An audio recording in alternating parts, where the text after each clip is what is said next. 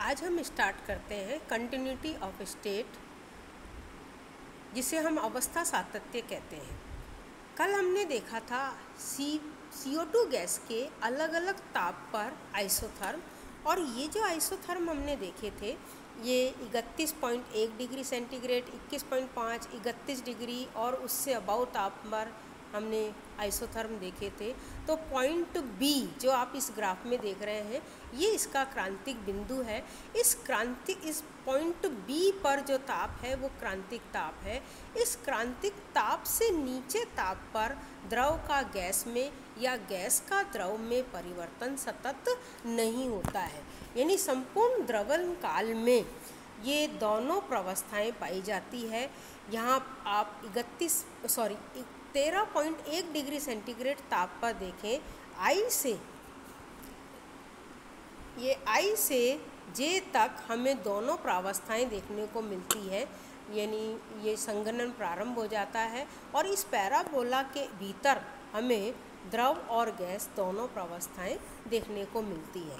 लेकिन क्रांतिक बिंदु बी की अगर हम बात करें तो इस क्रांतिक बिंदु बी पर दोनों अवस्थाएं समान हो जाती है, यानी हम इनको द्रव और गैस अवस्थाओं में विभेद नहीं कर सकते हैं। यहाँ इनका घनत्व समान हो जाता है।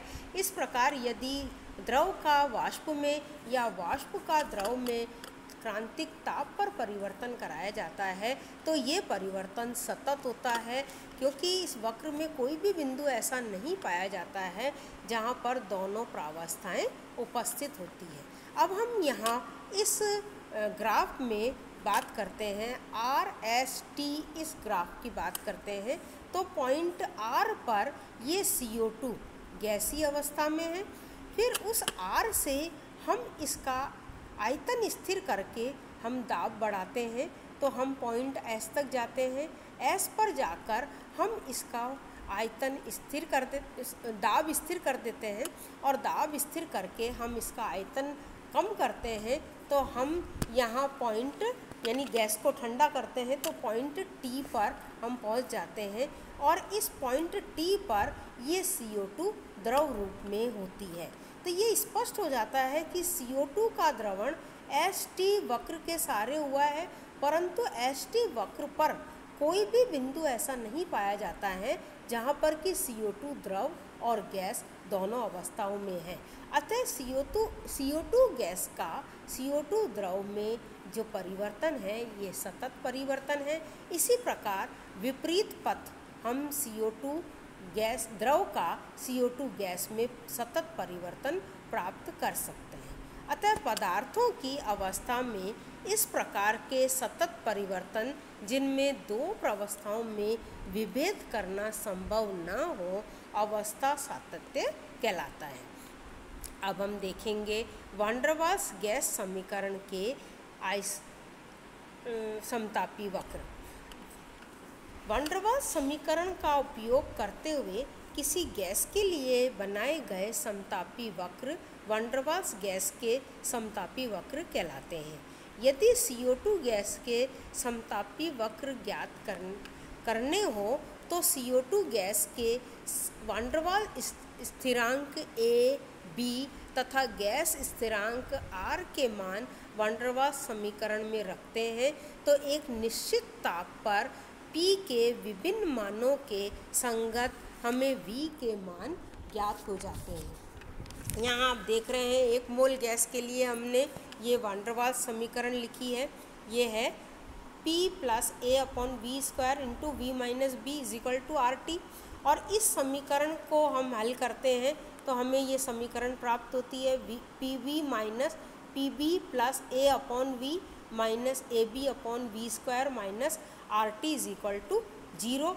और अब हम इसको V के अवरोही घातांक के रूप में लिखते हैं तो ये समीकरण हमें प्राप्त होती है V³ - AB + RT/P × V²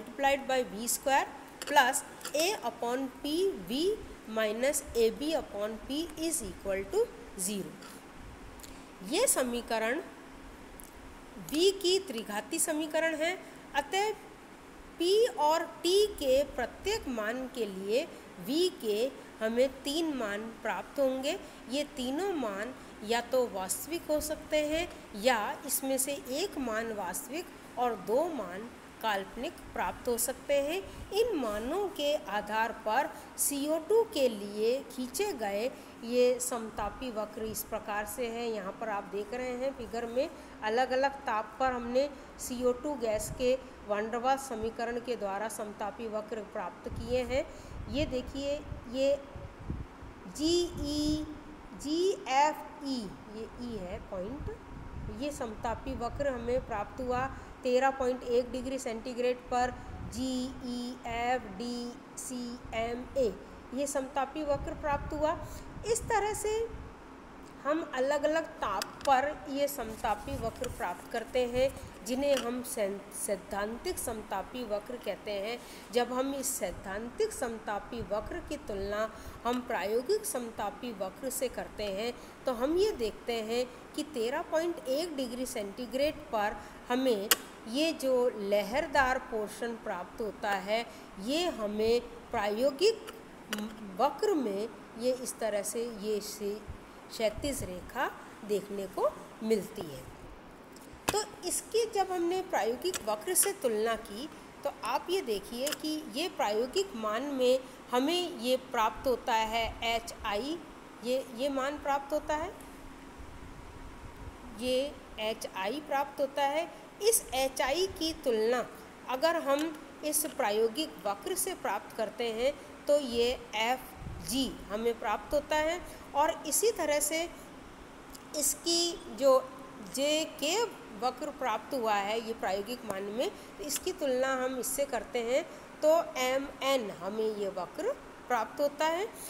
इसके अलावा तो इस 13.1 डिग्री सेंटीग्रेड पर अगर हम और तुलना करते हैं तो हम ये देखते हैं कि इस वक्र में जो हमें ये CDE पोर्शन प्राप्त हुआ है, इस CDE पोर्शन को अगर हम ध्यान से देखें तो हम ये देखते हैं कि जैसे जैसे हम इसका आयतन बढ़ाते हैं इसका दाब बढ़ता है, जो कि बॉयल के नियम के विरुद्ध है, क्योंकि बॉयल का नियम कहता है आयतन बढ़ाते हैं दाब कम होता है, जबकि यहाँ ये देखते हैं कि आयतन बढ़ाने पर दाब बढ़ता है। जबकि इस भाग में जो हम ये MC भाग है, इस MC को हम प्राप्त कर सकते हैं कैसे? जब हम द्रव को सावधानी पूर्वक ठंडा करते हैं तो हम ये MC भाग प्राप्त कर सकते हैं। इस MC भाग को हम अति संतृप्त द्रव अवस्था कहते हैं। इसी तरह से हम सावधानी पूर्वक ये EF भाग प्राप्त कर सकते हैं, जिसे हम अति संतृप्त वाष्प अवस्था कहते हैं, जिन्हें हम वाष्प और द्रव की यानी EF को हम वाष्प की मेटा स्टेबल स्टेट कहते हैं और MC को हम द्रव की मेटा स्टेबल स्टेट कहते हैं। अब हम देखते हैं कि जैसे जैसे हम ताप बढ़ाते हैं, ये ताप बढ़ाने पर लहरदार भाग ये छोटा होता जाता है। ये देखिए आप, ये लहरदार भाग आपका ये लहरदार भाग सिकुड़ता जाता है और यहाँ B पर V के तीनों मान समान हो जाते हैं। यानी इसके पहले हमें V के 3 मान प्राप्त होते हैं। जैसे ही हम यहाँ पॉइंट B पर आते हैं, इस पॉइंट B पर हमें ये V के तीनों मान एक समान हो जाते हैं। और इस क्रांतिक दाब से ऊपर दाब पर अगर हम बात करते हैं तो V ऊपर के प्रत्येक मान के लिए V का एक मान वास्तविक और 2 मान काल्पनिक प्राप्त होते हैं। अब हम देखते हैं क्रांतिक स्थिरांकों की गणना।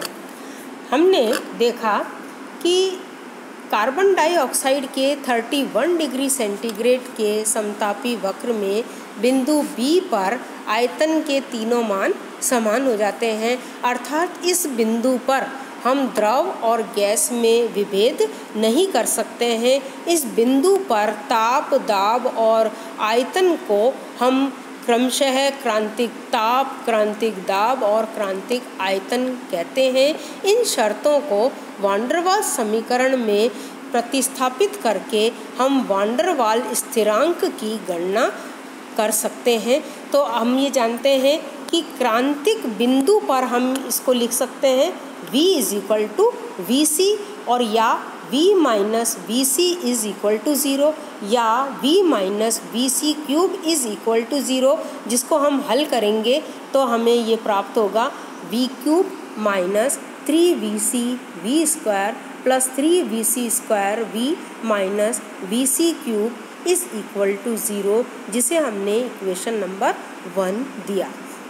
हमने वान डेर वाल्स समीकरण से ये त्रिघाती समीकरण प्राप्त की थी v³ - b + RT/P × v² + A/P v - AB/P = 0। यहाँ हम इस त्रिघाती समीकरण में हम P और T के स्थान पर हम लिखते हैं PC और TC।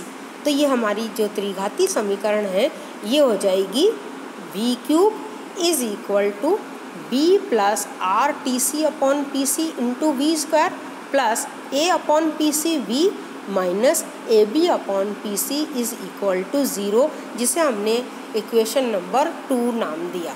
अब हम इक्वेशन नंबर 1 और इस इक्वेशन नंबर 2 को कंपेयर करते हैं।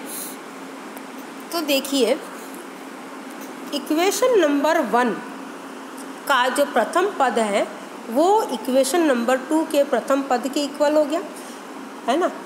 द्वितीय पद जो है वो हम इस तरह से लिख सकते हैं, जो आप इक्वेशन नंबर 3 देख रहे हैं, 3vc = b + RTC/PC। इसको हमने इक्वेशन नंबर 3 नाम दिया। तृतीय पद को हम, ये देखो तृतीय पद है, तो तृतीय पद को हम लिख सकते हैं 3vc² = A/PC ये इक्वेशन नंबर 4 हो गई। और चतुर्थ पद को हम इस तरह से लिख सकते हैं vc³ = AB/PC, जिसे हमने इक्वेशन नंबर 5 नाम दिया। अब हम इस इक्वेशन नंबर 4 और 5 से हम इक्वेशन इस तरह से प्राप्त कर सकते हैं। इक्वेशन नंबर 4 और 5 से ये जो इक्वेशन हमारे पास आई है इसको हमने लिखा vc³ / 3vc² = AB/PC × PC/A। इसको हमने हल किया तो हमें vc का मान प्राप्त हुआ vc = 3b। इसे हमने इक्वेशन नंबर 6 नाम दिया। इस vc की वैल्यू को हम अब इक्वेशन नंबर 4 में पुट करते हैं, तो ये इक्वेशन हमारी हो जाएगी। पुट किया तो ये हुआ 3 × 3b² = A/PC, तो 27b² = A/PC और PC = A/27b²। ठीक है, इस तरह से ये हमारे पास PC का मान आ गया। अब हम VC और PC का मान इक्वेशन नंबर 6 और 7 से हम इस मान को इक्वेशन नंबर 3 में पुट करके हम TC का भी मान प्राप्त कर सकते हैं। ये TC = 8A/27RB। इस तरह से हमें TC का मान प्राप्त हो जाएगा। ये हो जाएगी इक्वेशन नंबर 8।